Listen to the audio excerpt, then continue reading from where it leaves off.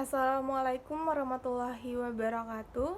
Perkenalkan, saya Nadia Farhana dengan NIM B1B1 21055, Program Studi Ilmu Pemerintahan Fakultas Hukum Universitas Jambi. Dalam video kali ini, saya akan memaparkan materi tentang asas-asas pemerintahan daerah dalam rangka untuk memenuhi tugas ujian tengah semester mata kuliah pemerintahan daerah. Baiklah, langsung saja ke materi. Yang pertama yaitu pemerintahan daerah. Setiap negara menganut sistem pemerintahan yang sesuai dengan falsafah negara dan undang-undang dasar yang dimilikinya. Di Indonesia memiliki falsafah negara yaitu Pancasila dan Undang-Undang Dasar Negara Republik Indonesia tahun 1945. Di dalam pasal 18 Undang-Undang Dasar 1945 diatur tentang pemerintahan daerah, yaitu mengenai pembagian daerah Indonesia atas daerah besar dan kecil, dan dengan bentuk susunan pemerintahannya ditetapkan dengan undang-undang dengan memandang dan mengingat dasar permusyawaratan dalam sistem pemerintahan negara dan hak-hak asal-usul dalam daerah-daerah yang bersifat istimewa. Pemerintah daerah adalah kepala daerah beserta perangkat daerah otonom, yang lain sebagai badan eksekutif daerah. Sedangkan pemerintahan daerah adalah penyelenggaraan pemerintahan daerah otonom oleh pemerintah daerah dan Dewan Perwakilan Rakyat Daerah atau DPRD menurut asas desentralisasi. Pemerintahan daerah adalah penyelenggaraan urusan pemerintahan oleh pemerintah daerah dan Dewan Perwakilan Rakyat Daerah menurut asas otonomi dan tugas pembantuan dengan prinsip otonomi seluas-luasnya dalam sistem dan prinsip negara Republik Indonesia sebagaimana dimaksud dalam Undang-Undang Dasar Negara Republik Indonesia tahun 1945. Keberadaan suatu pemerintahan daerah dalam sistem pemerintahan di Indonesia merupakan suatu bagian yang tak terpisahkan dari suatu sistem pemerintahan negara atau pemerintahan nasional. Bahkan secara konsep dan teoritis, keberadaan dari pemerintahan daerah jauh lebih dahulu ada daripada keberadaan unsur pemerintahan pusat atau pemerintahan negara terbentuk.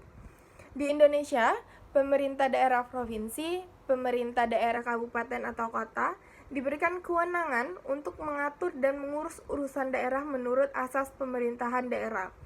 Asas itu merupakan dasar sesuatu, pedoman atau sesuatu yang dianggap kebenarannya yang menjadi tujuan berpikir dan prinsip yang menjadi pegangan. Kata mengatur artinya kepada pemerintahan daerah diberikan kewenangan membuat aturan-aturan tentang masyarakat daerah dan pemerintahan daerah setempat, seperti membuat peraturan daerah atau peraturan kepala daerah. Sedangkan kata mengurus artinya kepada pemerintah daerah diberikan kewenangan mengurus masyarakatnya dan pemerintahan daerah setempat dengan membuat perencanaan, melaksanakan kebijakan, melakukan pengawasan, bahkan sampai melaksanakan evaluasi atau penilaian terhadap penyelenggaraan tugas-tugas atau urusan pemerintahan daerah.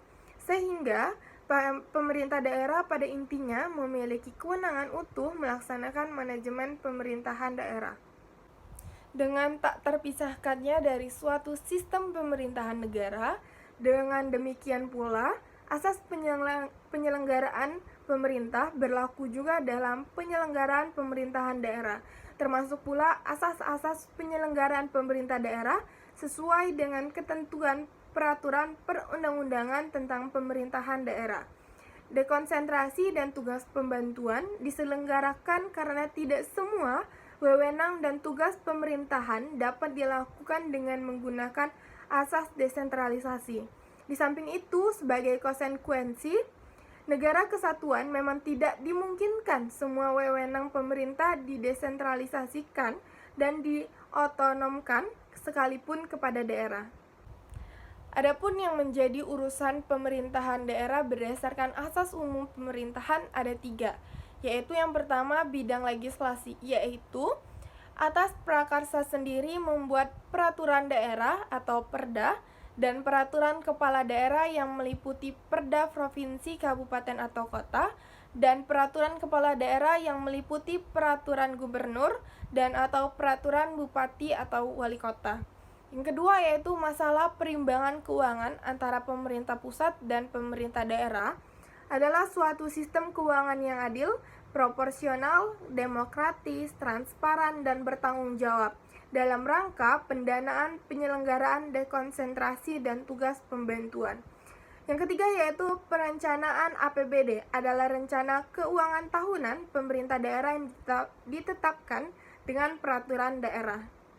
Hubungan pemerintah pusat dan pemerintah daerah pada dasarnya dikenal dengan 4 asas, yaitu yang pertama asas sentralisasi, yang kedua asas desentralisasi, yang ketiga asas dekonsentrasi, dan yang keempat asas tugas pembantuan.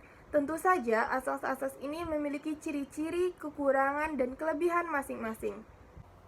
Yang pertama yaitu asas sentralisasi. Sentralisasi berasal dari bahasa Inggris yaitu centre, yang artinya tengah atau pusat.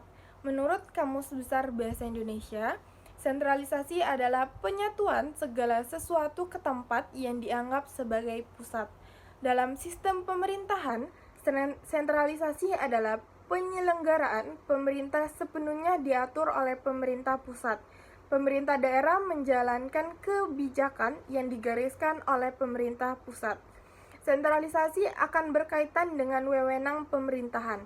Dalam hal ini, pemerintahan yang dimaksud dalam asas tersebut merupakan presiden dan dewan kabinet. Sedangkan yang dimaksud dengan wewenang adalah kewenangan politik serta kewenangan administrasi. Kewenangan politik merupakan sebuah kewenangan yang membuat dan juga memutuskan kebijakan, sedangkan yang dimaksud dengan kewenangan administrasi adalah sebuah kewenangan dalam melaksanakan kebijakan. Adapun urusan-urusan yang bersifat sentral adalah luar negeri, peradilan, hankam, moneter dalam arti mencetak uang, menentukan nilai uang, dan sebagainya, dan yang terakhir yaitu pemerintahan umum. Tujuan sistem sentralisasi. Tentunya sistem ini memiliki tujuan. Tujuan yang pertama yaitu mencegah setiap daerah menjadi mandiri yang berpotensi pada konflik kepentingan atau bahkan memisahkan diri. Yang kedua yaitu memudahkan penerapan kebijakan umum dan pelaksanaannya di setiap daerah-daerah. Yang ketiga yaitu memudahkan dan mempercepat proses pengambilan keputusan yang secara tidak langsung menunjukkan suatu kepemimpinan yang kuat. Asas sentralisasi ini memiliki keunggulan diantaranya yaitu organisasi menjadi lebih efisien dan menjadi lebih ramping, dikarenakan seluruh efektivitas organisasi menjadi terpusat sehingga pengambilan keputusan juga akan lebih mudah. Yang kedua yaitu perencanaan dan pengembangan organisasi lebih terintegrasi. Tidak perlu jenjang koordinasi yang terlalu jauh antara unit pengambilan keputusan dan yang akan melaksanakan atau terpengaruh oleh pengambilan keputusan tersebut. Yang ketiga yaitu peningkatan resource sharing dan sinergi. Sumber daya dapat dikelola secara lebih efisien karena dilakukan lebih terpusat. Yang keempat yaitu pengurangan redundancies aset dan fasilitas lain. Satu aset bisa digunakan secara bersama-sama tanpa harus menyediakan aset yang sama untuk pekerjaan yang berbeda-beda. Dengan adanya keunggulan, pasti juga ada kekurangan dalam sistem asas sentralisasi ini. Ada 4 diantaranya yaitu kebijakan dan keputusan pemerintah daerah dihasilkan oleh orang-orang yang berada di pemerintah pusat, sehingga waktu untuk memutuskan suatu kebijakan menjadi lebih lama. Yang kedua yaitu melahirkan suatu pemerintahan yang otoriter sehingga tidak mengakui akan hak-hak daerah. Yang ketiga yaitu kekayaan nasional, kekayaan daerah telah dieksploitasi untuk kepentingan segelintir elit politik. Yang keempat yaitu mematikan kemampuan berinovasi yang tidak sesuai dengan pengembangan suatu masyarakat demokrasi terbuka. Ada juga dampak positif dan negatif dari sentralisasi ini. Ada di bidang ekonomi, bidang sosial budaya, dan bidang keamanan. Di bidang ekonomi, dampak positifnya yaitu perekonomian akan lebih terarah dan teratur karena pemerintah pusat yang mengatur sistem perekonomian. Sedangkan dampak negatifnya yaitu daerah hanya dijadikan sapi perah dan tidak diberi kewenangan untuk mengatur kebijakan perekonomiannya sendiri, sehingga terjadi pemusatan keuangan di pemerintah pusat. Di bidang sosial budaya, dampak positifnya yaitu terjadi perbedaan kebudayaan yang dimiliki di Indonesia dapat dipersatukan, sehingga setiap daerah tidak saling menonjolkan kebudayaannya masing-masing dan lebih menguatkan semboyan Bhinneka Tunggal Ika yang dimiliki oleh bangsa Indonesia. Sedangkan dampak negatifnya yaitu pemerintah pusat mendominasi seluruh aktivitas negara, sehingga pemerintah daerah kehilangan eksistensi daerah sebagai tatanan pemerintah lokal dengan keunikan sosial budayanya.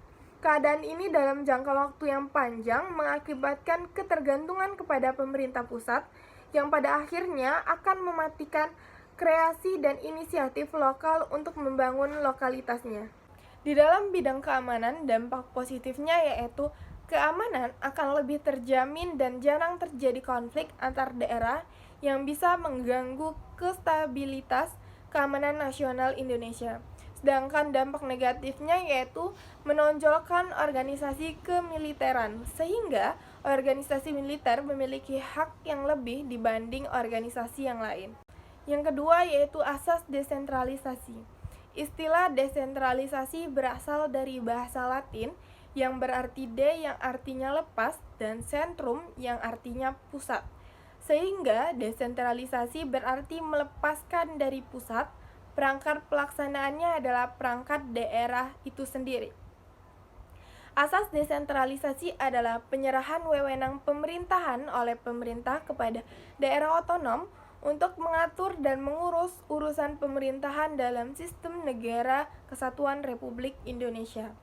Desentralisasi yang dimaksud dalam hal ini adalah desentralisasi ketatanegaraan, bukan desentralisasi secara administratif seperti halnya dekonsentrasi. Lahirnya konsep desentralisasi merupakan upaya untuk mewujudkan sesuatu pemerintahan yang demokratis dan mengakhiri pemerintahan yang sentralistik.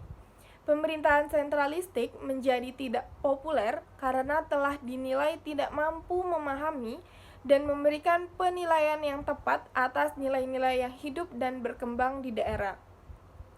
Desentralisasi adalah pembentukan daerah otonom dengan kekuasaan tertentu dan bidang-bidang kegiatan tertentu yang diselenggarakan berdasarkan pertimbangan, inisiatif, dan administrasi sendiri, sehingga akan dijumpai proses pembentukan daerah yang berhak mengatur kepentingan daerahnya masing-masing. Lalu sentralisasi ini tidak semata-mata pemberian kewenangan, tetapi juga pembagian kekuasaan untuk mengatur dan mengurus penyelenggaraan pemerintahan negara atau pemerintah pusat dan satuan-satuan pemerintah di tingkat yang lebih rendah. Lalu penyerahan kebijakan dari pemerintah pusat kepada pemerintah daerah supaya mengatur rumah tangganya sendiri, namun tidak untuk semua hal. Keamanan, hukum, dan kebijakan merupakan beberapa hal yang masih terpusat, namun tetap ada pendelegasian kepada daerah. Terdapat beberapa tujuan desentralisasi, di antaranya yaitu dalam rangka peningkatan efisiensi dan efektivitas penyelenggaraan pemerintah. Yang kedua yaitu sebagai wahana pendidikan politik masyarakat di daerah. Yang ketiga dalam rangka memelihara keutuhan negara kesatuan atau integrasi nasional. Yang keempat, untuk mewujudkan demokrasi dalam penyelenggaraan pemerintahan yang dimulai dari daerah. Yang kelima, guna memberikan peluang bagi masyarakat untuk membentuk karir dalam bidang politik dan pemerintahan. Yang keenam, sebagai wahana yang diperlukan untuk memberikan peluang bagi masyarakat untuk berpartisipasi dalam proses perencanaan dan pelaksanaan pemerintahan. Yang ketujuh, sebagai sarana yang diperlukan untuk mempercepat pembangunan di daerah. Yang kedelapan, guna mewujudkan pemerintahan yang bersih dan berwibawa. Dalam prakteknya, asas desentralisasi sebagai sistem penyelenggaraan pemerintah di daerah memiliki beberapa kelebihan, di antaranya yaitu struktur organisasinya merupakan pendelegasian wewenang dan memperingan manajemen pemerintah pusat, mengurangi bertumpuknya pekerjaan di pemerintah pusat. Pemerintah daerah tak perlu menunggu instruksi dari pusat untuk menuntaskan masalah dan efisien dalam segala hal. Adapun juga kekurangan dari asas desentralisasi ini. Yang pertama yaitu keseimbangan dan kesesuaian antar macam-macam kepentingan daerah mudah terganggu. Yang kedua, desentralisasi teritorial mendorong timbulnya paham kedaerahan. Yang ketiga, keputusan yang diambil memerlukan waktu yang lama karena biasanya terlalu banyak berdiskusi atau berunding. Yang keempat yaitu memerlukan biaya yang besar dan sulit memperoleh keseragaman dan kesederhanaan. Terdapat pula dampak positif dan negatif dari asas desentralisasi ini dalam bidang ekonomi, bidang sosial budaya, bahkan sampai dengan bidang keamanan. Dampak positif dari bidang ekonomi yaitu pemerintahan daerah dapat mengelola sumber daya alam yang dimiliki dengan mudah, sehingga pendapatan daerah dan pendapatan masyarakat akan meningkat. Sedangkan dampak negatifnya yaitu bisa mengakibatkan timbulnya KKN apabila ada pejabat daerah yang tidak benar. Dalam bidang sosial budaya, di dampak positifnya yaitu memperkuat ikatan sosial budaya daerah dan mengembangkan kebudayaan yang dimiliki setiap daerah masing-masing. Sedangkan dampak negatif desentralisasi di bidang sosial budaya ini yaitu setiap daerah berlomba-lomba menonjolkan kebudayaannya, sehingga secara tidak langsung dapat melunturkan rasa persatuan dan kesatuan. Di bidang keamanan, dampak positifnya yaitu upaya mempertahankan negara kesatuan Republik Indonesia dengan kebijakan dapat meredam setiap daerah memisahkan diri dari negara kesatuan Republik Indonesia. Sedangkan dampak negatifnya yaitu dapat berpotensi konflik antar daerah jika ada daerah yang kurang puas dengan sistem daerah atau dengan sistem yang menyangkut negara kesatuan Republik Indonesia. Ada alasan untuk perlunya mendesentralisasikan. Dilihat dari segi politik. Desentralisasi dimaksudkan untuk mengikutsertakan warga dalam proses kebijakan, baik untuk kepentingan daerah sendiri maupun untuk mendukung politik dan kebijakan nasional melalui pembangunan proses demokrasi di lapisan bawah. Dilihat dari segi manajemen pemerintahan, desentralisasi dapat meningkatkan efektivitas, efisiensi, dan akuntabilitas publik, terutama dalam penyediaan pelayanan publik. Lalu di segi kepentingan pemerintahan pusat, desentralisasi dapat mengatasi kelemahan pemerintah pusat dalam mengawasi program-programnya. Lalu di segi percepatan pembangunan, desentralisasi dapat meningkatkan persaingan positif antar daerah dalam memberikan pelayanan kepada masyarakat, sehingga mendorong pemerintah daerah untuk melakukan inovasi dalam rangka meningkatkan kualitas pelayanan kepada masyarakat. Dan yang terakhir dari segi kultural, desentralisasi untuk memperhatikan kekhususan, keistimewaan suatu daerah seperti geografis, kondisi penduduk, perekonomian, kebudayaan, atau bahkan latar belakang sejarahnya. Yang ketiga yaitu asas dekonsentrasi. Asas dekonsentrasi adalah pelimpahan wewenang pemerintahan oleh pemerintah kepada gubernur sebagai wakil pemerintah dan atau kepada instansi vertikal di wilayah tertentu. Pelaksanaan asas dekonsentrasi diletakkan pada wilayah provinsi dalam kedudukannya sebagai wilayah administrasi untuk melaksanakan kewenangan pemerintahan yang dilimpahkan kepada gubernur sebagai wakil pemerintah di wilayah provinsi. Gubernur sebagai kepala daerah provinsi berfungsi pula selaku wakil pemerintah di daerah, dalam pengertian untuk menjembatani dan memperpendek rentang kendali pelaksanaan tugas dan fungsi pemerintah, termasuk dalam pembinaan dan pengawasan terhadap penyelenggaraan urusan pemerintah di daerah kabupaten dan kota. Oleh karena itu, di daerah terdapat suatu wilayah yang merupakan wilayah kerja pejabat yang menerima sebagian wewenang dari pejabat pusat. Wilayah kerja pejabat untuk pejabat pusat yang berada di daerah disebut wilayah administrasi. Wilayah administrasi ini adalah wilayah kerja pejabat pusat yang menyelenggarakan kebijakan administrasi di daerah sebagai wakil dari pemerintah pusat. Wilayah administrasi ini terbentuk akibat diterapkannya asas dekonsentrasi. Pejabat pusat akan membuat kantor-kantor beserta kelengkapannya di wilayah administrasi yang merupakan cabang dari kantor pusat. Kantor-kantor cabang yang berada di wilayah administrasi inilah yang disebut dengan instansi vertikal. Disebut vertikal karena berada di bawah kontrol langsung kantor pusat. Jadi, instansi vertikal adalah lembaga pemerintah yang merupakan cabang dari kementerian pusat yang berada di wilayah administrasi sebagai kepanjangan tangan dari departemen pusat. Dekonsentrasi merupakan salah satu jenis desentralisasi. Dekonsentrasi sudah pasti desentralisasi, tetapi desentralisasi bukan berarti dekonsentrasi. Dekonsentrasi sebenarnya merupakan kelanjutan dari organisasi pemerintah pusat. Ciri dari dekonsentrasi itu sendiri adalah bahwa para pegawai melaksanakan kewenangan tertentu atas namanya. Organ-organ pemerintah pusat itu digunakan oleh para pegawai yang melaksanakan kewenangan secara mandiri atas nama dan pertanggungjawaban sendiri. Adapun ciri-ciri dari asas dekonsentrasi. Yang pertama yaitu pelimpahan suatu wewenang dapat dilakukan secara vertikal. Contohnya, wewenang dari presiden diberikan kepada gubernur. Yang kedua merupakan suatu penyerahan kewenangan. Yang ketiga, pihak yang dilimpahkan wewenang berstatus mewakili yang memiliki.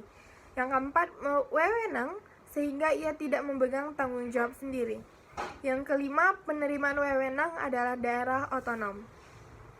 Urusan pemerintahan umum adalah urusan pemerintah yang meliputi bidang-bidang ketentraman dan ketertiban, politik, koordinasi pengawasan, dan urusan pemerintahan lainnya yang tidak termasuk dalam tugas suatu instansi dan tidak termasuk urusan rumah tangga daerah.